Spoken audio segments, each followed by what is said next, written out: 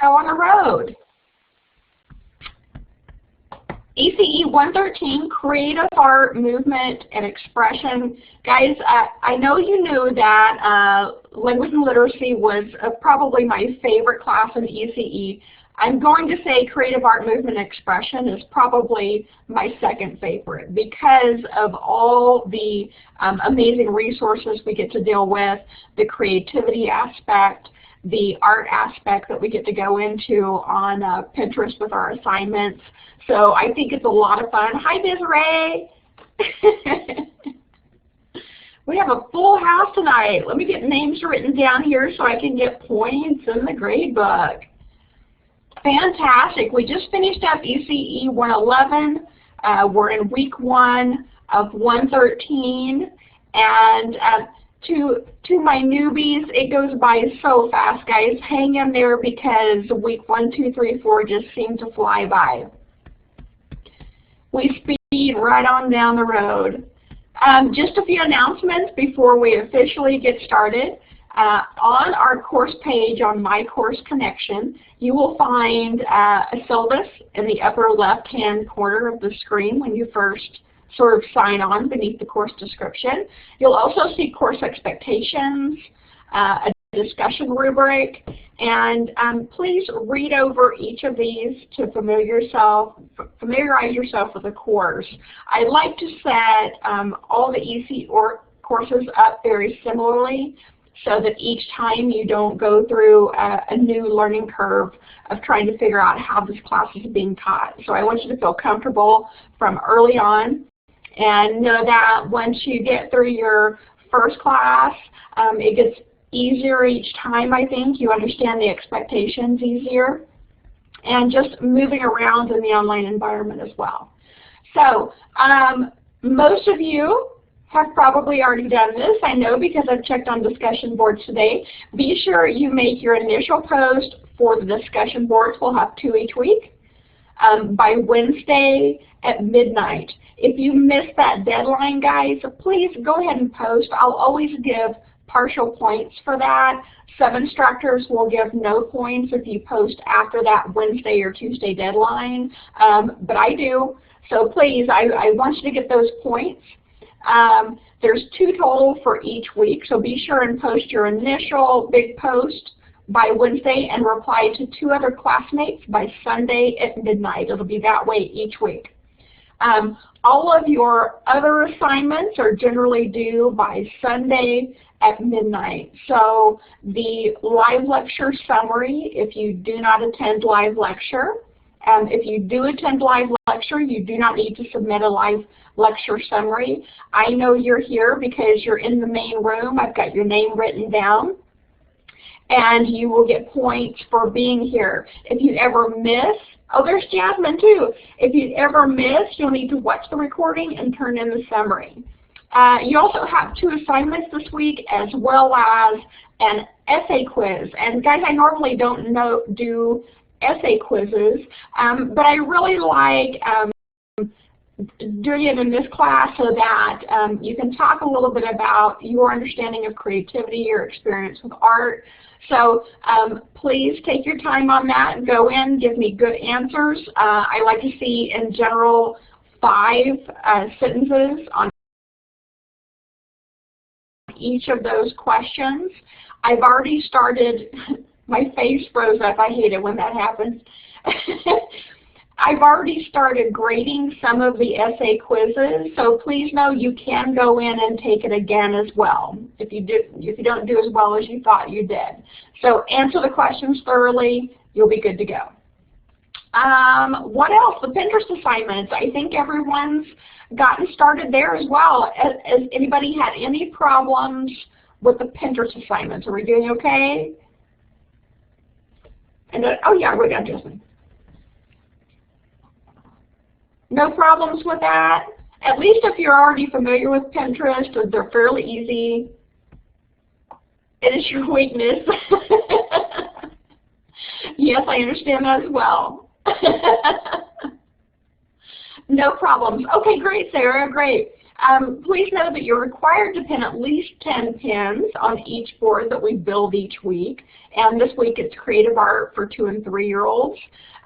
But you're always welcome to pin over the amount as well. So you can do more than 10 because I know you're going to find lots of amazing ideas on there. And so that's basically it for our assignments for week 1. And lastly, I know quite a few of these notices have gone out. Contact financial aid if you've received an email from them. This is the time of the year when they need extra documents signed and maybe your taxes submitted so that they can review your financial aid for the next year. So please be sure and get with them if you've received an email or a phone call from them. We've got a great financial aid department. Fantastic. Okay, next, what we got? Oh, more announcements. But first, I want to take a quick break. Those of you that are new probably don't know this about me, but I live on this sort of small farm up in northeast Oklahoma, a little town called Fairland. It's a population of about 1,000. So we have a mini farm. I don't have any cows or horses, but I do have chickens, goats, ducks, and pygmy goats. So I wanted to share this with you guys. I went out to the chicken coop yesterday to gather eggs, and this is what I found.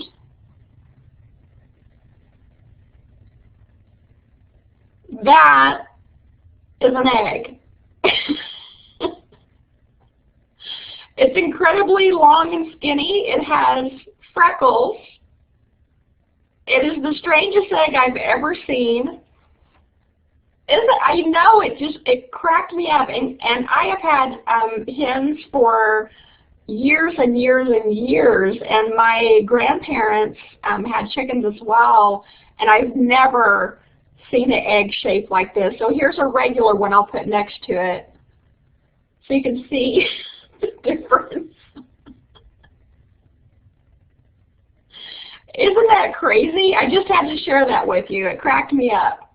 The number 10, Desiree, I didn't even realize I was doing that. That'd be great. See, we are ECE, aren't we? Bring them close together. Okay, so that's my farm story for the day. And you guys should also know that we do have a chicken on our farm who is our ECE mascot. She is a black and white hen. Her name is Autumn. She was named by our class when she was small. And she is my little roaming hen. She gets out of the coop and she does what she wants. So maybe in week 3, I'll either bring her on or show you a picture of Autumn so you can meet her mascot. See, there's lots of things to look forward to. Okay, more announcements. Those of you that have Gmail, I like to tell you about Google Calendar from time to time. Google Calendar is a part of your Gmail account naturally, and a lot of people don't know about it. If you'll look at this picture, let me get my pointer out here, guys. This picture right over here shows what you'll see in the upper right-hand corner of your screen when you're in your Gmail account. And Gmail is a free account, so if you don't have one, you might consider getting one. They're fantastic. This little, it looks like a key phone, a touch tone pad like on an old phone. Right here is what you click on, and you will get this menu. And you'll notice there are different options in the menu. You can do a Google search. You can get to your mail. You can get to Google Drive, which is a free storage option where you can store documents. It's a great cloud storage service. And what I use it for lots of times are my school documents so that I can pull them up on any computer I'm at, from at home or at CCC. And I've also used Google Drive to back up both my computers. So I saved all my documents and all my pictures on 2 computers onto my Google Drive account, and I still have plenty of space. So it's a great way to save your stuff just in case something were to happen to your computer and you know what happens. Also, well, we've got groups, contacts, and here in the middle on mine, it may be at a different spot on yours, is the calendar. Google Calendar is a great digital calendar that you can type in things that need to be done each day, maybe your assignments that are due that day. So you might put a Google Calendar listing for make initial post to discussion board Wednesday at midnight. You might pick a night that you would be able to do your Pinterest assignment. However you do that, you might do a Sunday night all assignments due posting. And what it will do is it'll send you an email that day reminding you of this needing to be done. Plus, it's a great place to keep everybody all at once. I put all my kids' schedules in there too, so that I can see from my work if they've got, I don't know, basketball going on, if they've got track, whatever's happening. So a lot of people don't know about it, and I want you guys to know about that. So Google Calendar, check it out. Also, there's videos on YouTube on how to use it if you need it. This course will go on until June 12th. So June 12th is our last day for ECE 113. All right, you guys know how I am about the student question of the week. Here it is. When is cap and gown pickup? Yay! Those of you that are graduating, it's coming up next week. And those of you that have just started know that we have a huge graduation ceremony once a year. Even though you don't graduate officially in May, if you have graduated through that year, you're welcome to walk in the ceremony in May. You get a cap and gown that you have already paid for, so you might as well do it so that your friends and family can come watch you graduate. Maybe your kids can watch you walk across that stage. So cap and gowns will be in next week, Monday, May 23rd. You can pick them up until May 25th on Wednesday from 9 a.m. to 7 p.m. I believe it's downstairs in the snack bar. So they'll be there. And then, oh, I've frozen up again. Then graduation is next Thursday night. And I know I'm going to see a few of you guys there. So sometimes graduation night is my first time to get to meet some of you in person, so I really look forward to it. It's going to be fun. It is.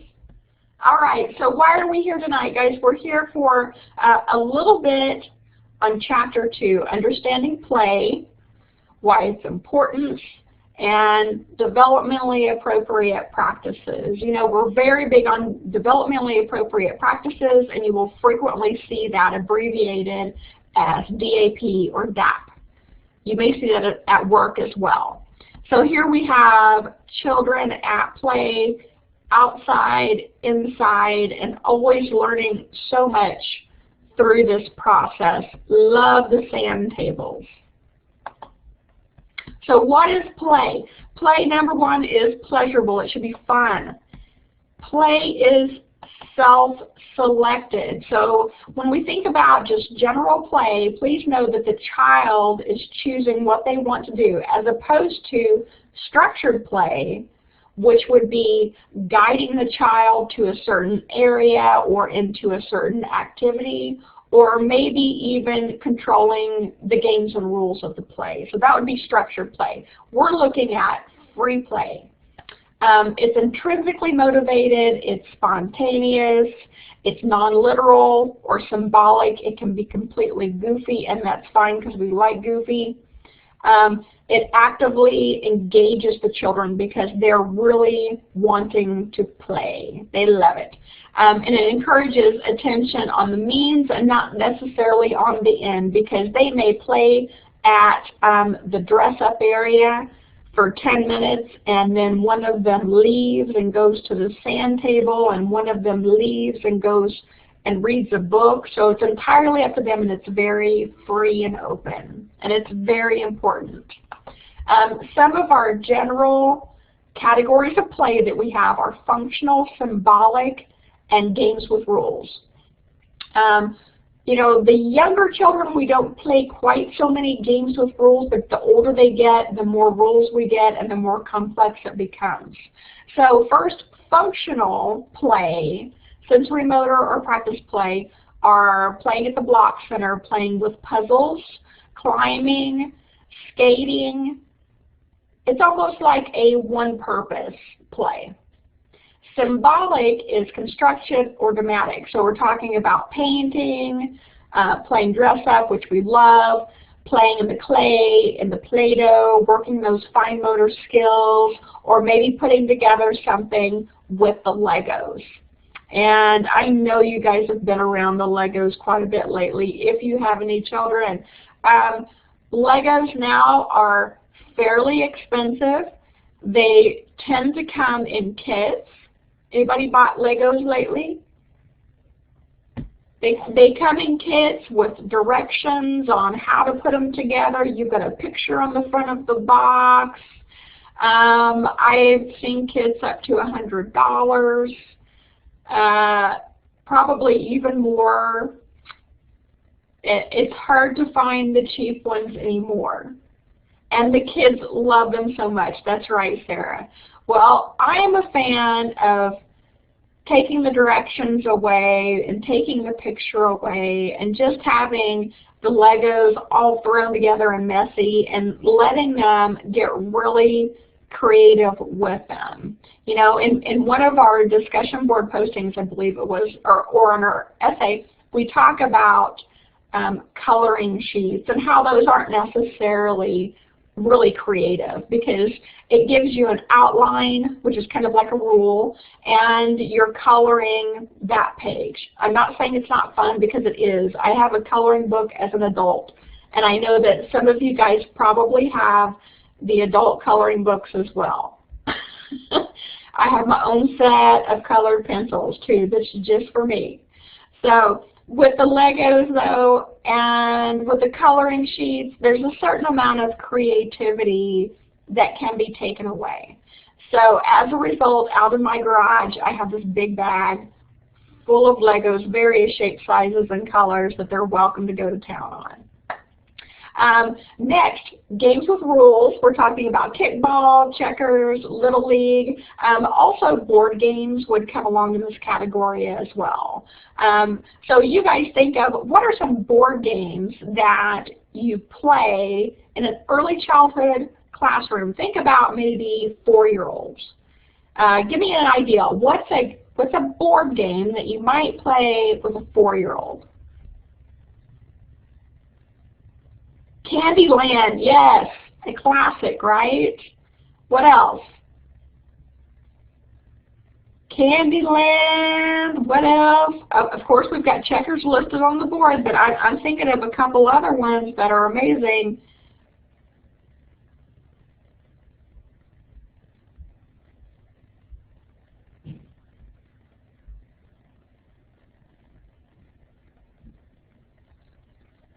Oh, nobody can think tonight. Sarah's got it going on. There's Jessica, there's Jasmine.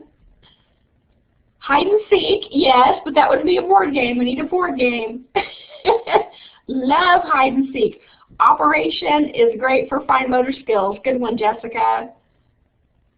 It is. Think about oh my goodness, elephant. I had forgotten about that one. It's not a board game, but it's one of my favorite little kid games. Yes.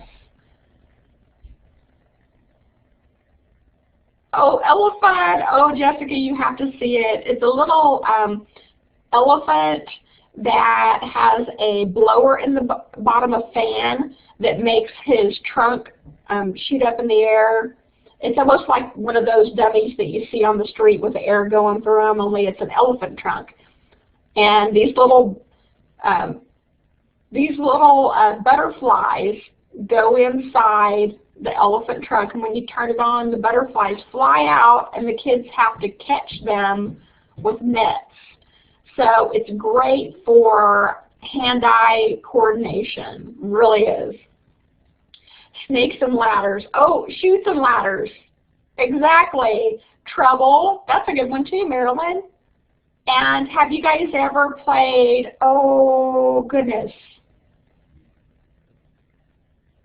oh, I've lost the name of it, with the little apples? You spin the wheel, cutie bugs, yeah. And you have to count the apples. Hi-ho Cheerio, that's it, Sarah, you got it. You got it. So there are, sorry, oh, Opal, I thought you were saying sorry for some reason. You're right, I forgot the game of sorry. I thought, well, what did she do? So you guys, you got your brain going. You know that there are lots of different games we can play. That's funny. So yes, and these would be great additions to your classroom, and you just have to stop and think about the age level. So Hi-Ho Cheerio with the little apples wouldn't be so great with 2- and 3-year-olds because they might put the little apples in their mouth. 4- and 5-year-olds, we could get into teaching them that you can't do that and that we're counting the apples. I'm stuck on elephant now, Sarah. I had totally forgotten about that game and I loved it. Okay, social stages of play. Let's talk about where children begin with their play. They generally start with a stage that's called onlooker. So if you look at the picture over here of the 2 little boys in the sand pit, you'll see that this guy is really he's just watching what the other one's doing. Oh, Desiree put it matching games. Yes, yes, I love those too. And there's so many different versions of those right now. Amazing, different shows, different pictures.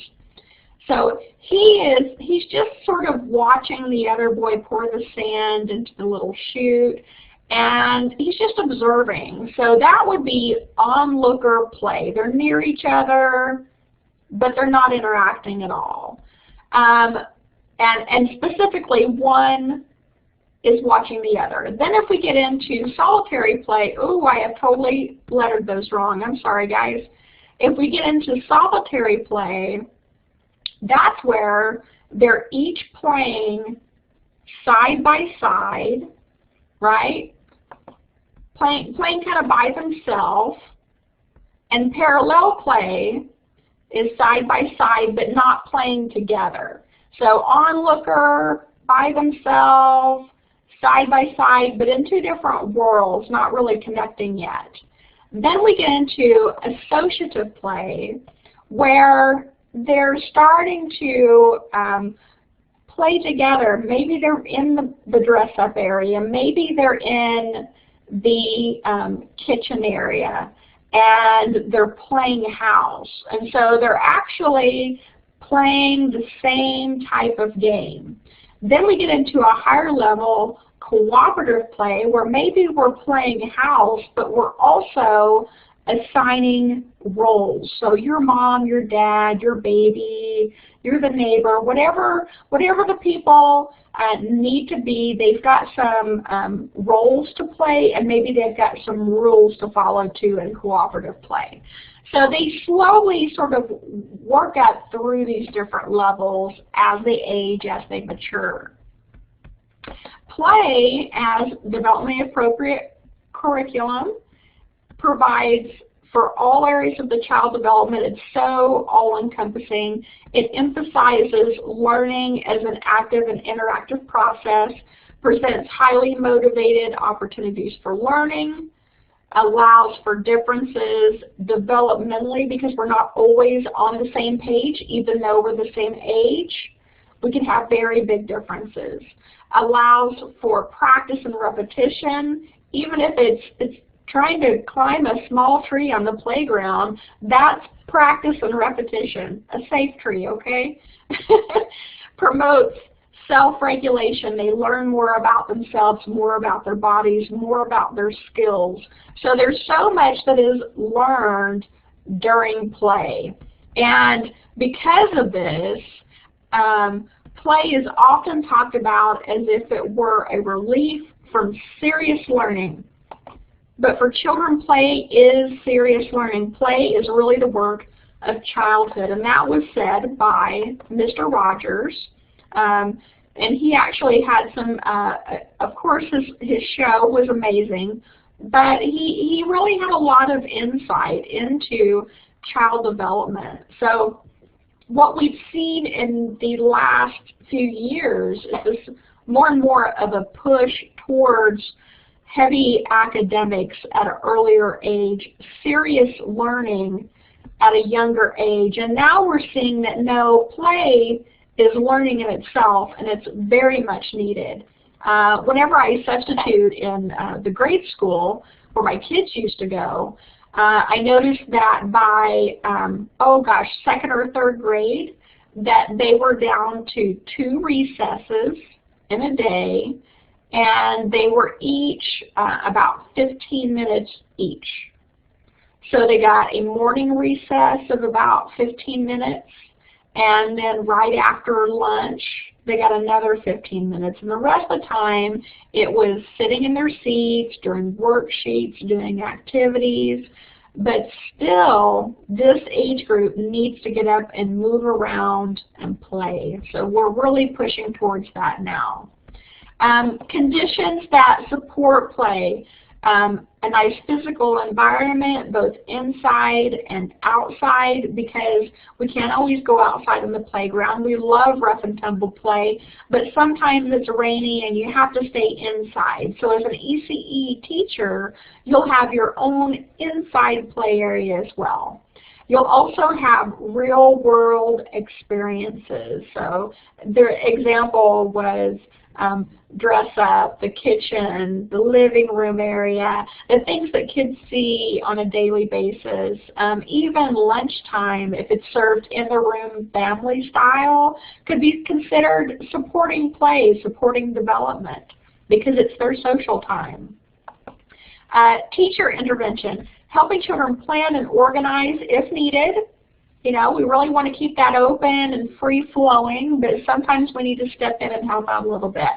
Promoting to add new ideas, maybe something they haven't thought about, and we can discover that through appropriate questioning.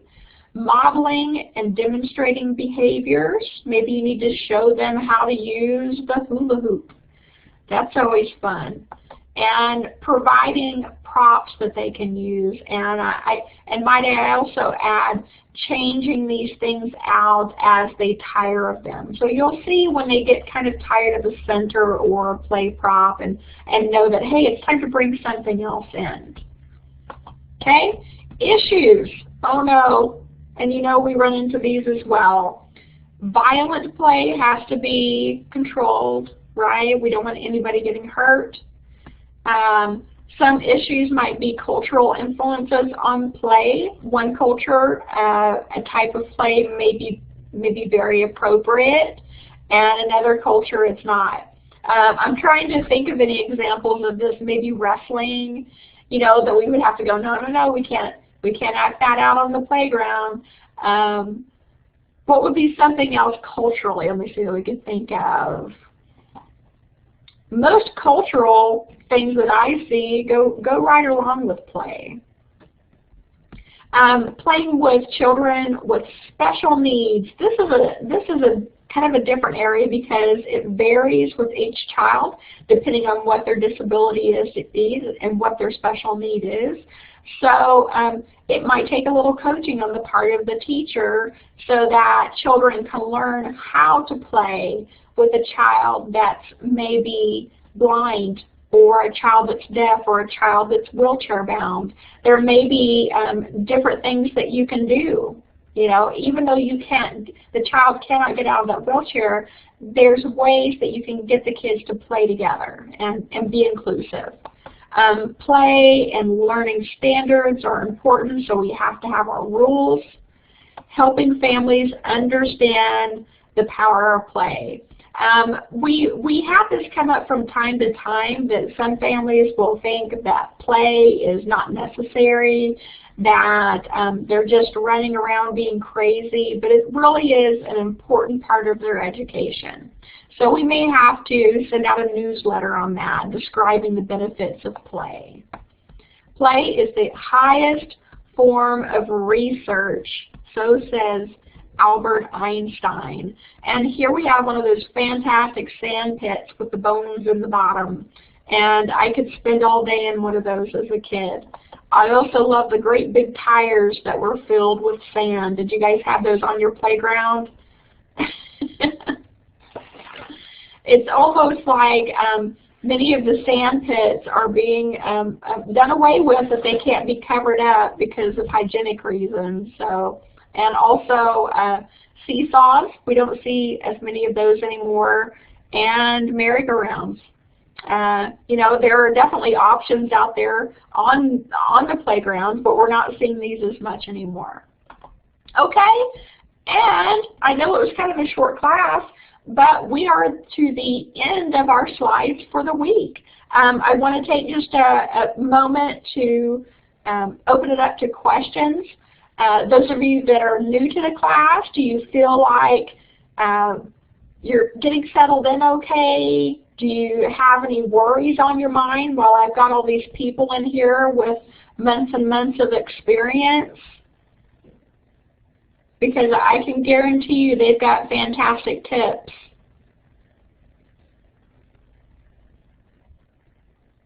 Okay, well great. I'm glad you liked it, Teresa. Fantastic.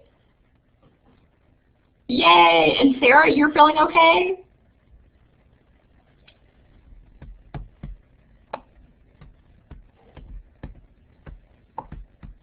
No questions. Okay.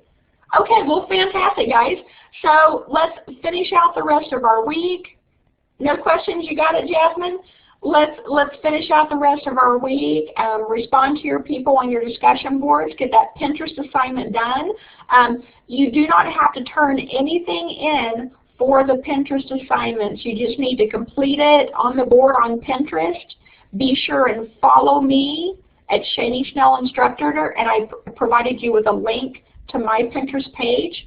And what I'll do, let's rock and roll. There you go, Opal. What I'll do is after Sunday, I will go to your Pinterest page and I will find the board that you created for the week. I'll click on the board, see what you've got in there, and then I transfer your points over to my course connection. So don't worry about turning anything in. Just be sure and have it done by Sunday at midnight, okay? All right, guys, if there's no more questions, you're welcome to get on out of here. Please call me, contact me if you have any questions or concerns, okay? Bye.